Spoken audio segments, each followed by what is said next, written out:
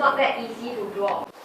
Right? Okay? So you don't have 0 trips to the bank. You definitely must go to the bank one.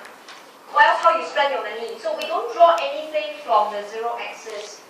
But you can see, if you make very few trips to the bank, right? It means, right? You observe, huh? If n is small, right? If n is 1, n is 2. Therefore, you know that each trip, you need to withdraw more. And therefore, okay, the opportunity cost is high. Think carefully. If you make one trip to the bank, you took out all your 100,000. You forgo all the interest rates of 100,000. Very high opportunity cost.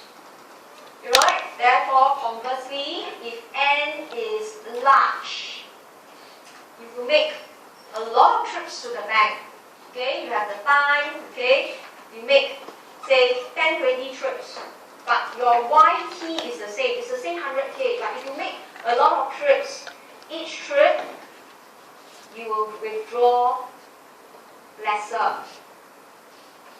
And therefore, money, right, I'll put that in layman term for you, sits in the bank longer. Instead of taking 100K, 50K, each trip you only take out 2K.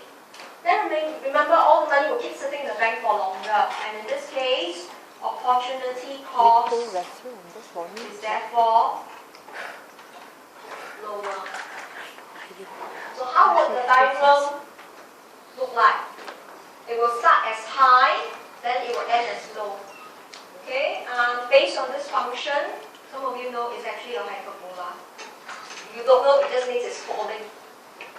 Alright, so when n is very low, your I times y over 2n starts very high. But cannot start at vertical axis because there's no such thing called 0 trips. You have to go to the bank. Okay, but as you make more and more trips, the cost will drop. Okay, now this may be a little bit mess for you, okay, but don't worry. If you actually combine the two curves, when they meet at point A, it's actually a minimum point. It means if I add the two lines together, okay, the intersection point A, if you are very maths inclined, you're going to solve them. It's actually a minimum point. But it's not in our syllabus, but just for your understanding. If this is a minimum point, so when you extend the arm, this is your total cost. And here is your minimum TP. This is the point you want.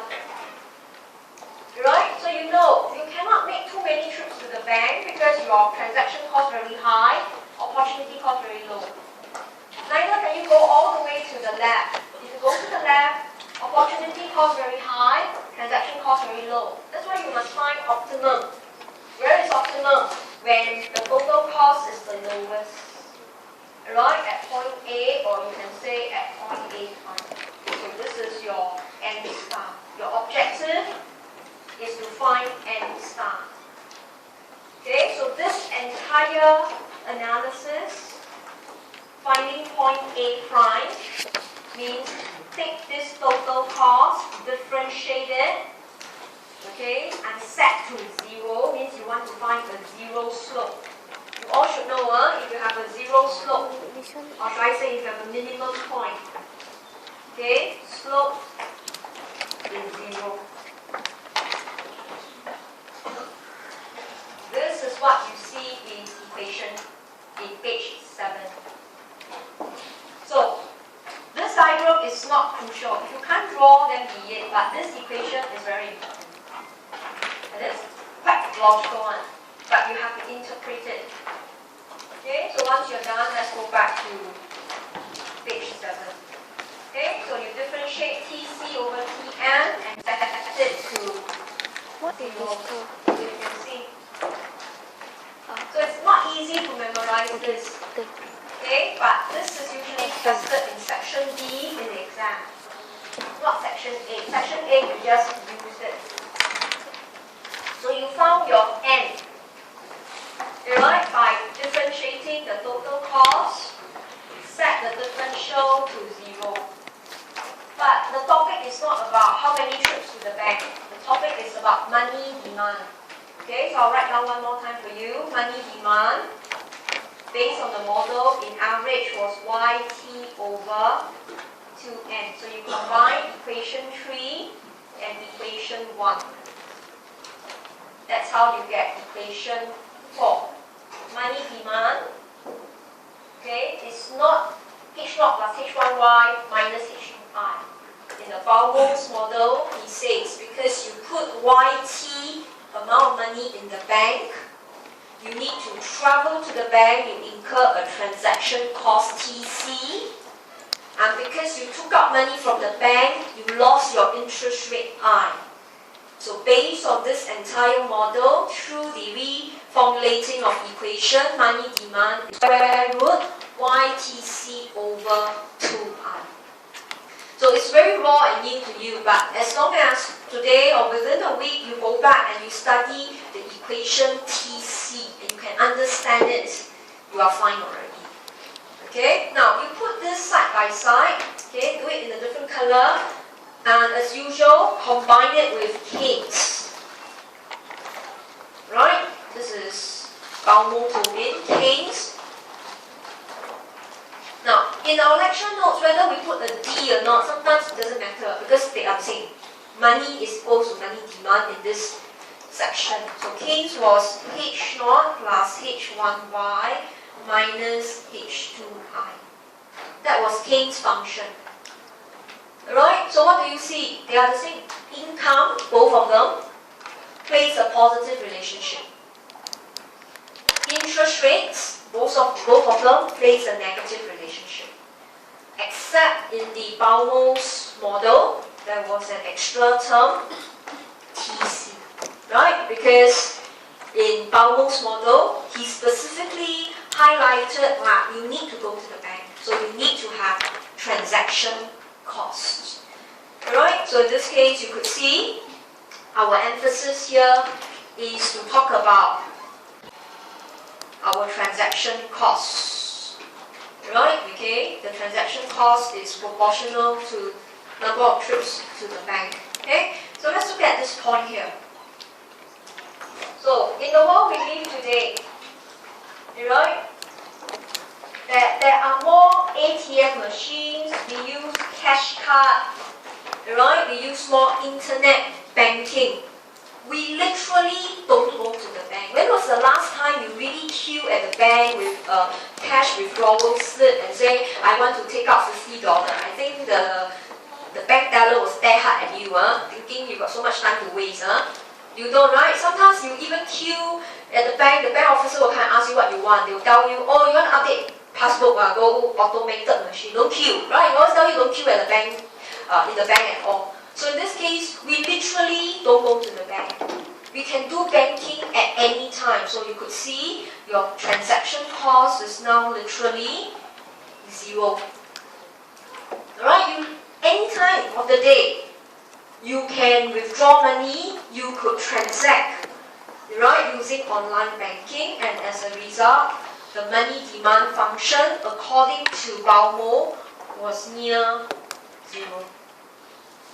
Now, if now I ask you to take out your wallet and show me how much cash you have, all of you will tell me that amount of cash is just in case they can't accept nets. In case, right, of course in canteen you have to pay cash.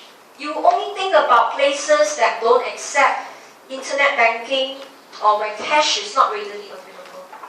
If not, if everywhere you go, right, if we move into 100% cashless society, money demand is 0.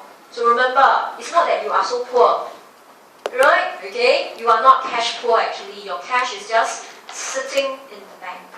So anytime when transaction costs near 0, money demand is actually near to 0. Okay, but here, remember, the model assumes you put all the money in the bank. Gyro system works, your check clearing system works. But in countries, you could see if there is a financial sector meltdown, like our ATM frauds, right? If they told you, oh, your gyro is always inaccurate, then you will tell your employer, pay me in cash, don't pay me check, pay me in hard cash. Right? And what will you do if the banks are not safe?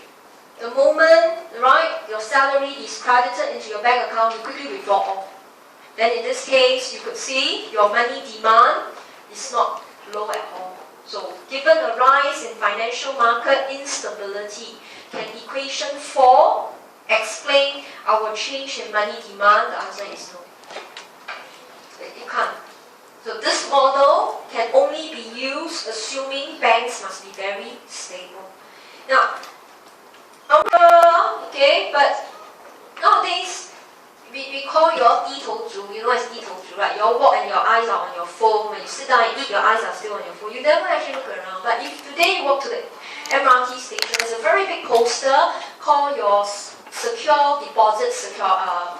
Singapore government secure your deposits up to 50,000. So at any time, if the local banks in Singapore, for whatever reason, they went bankrupt, there are any frauds, your deposits are guaranteed up to 50,000.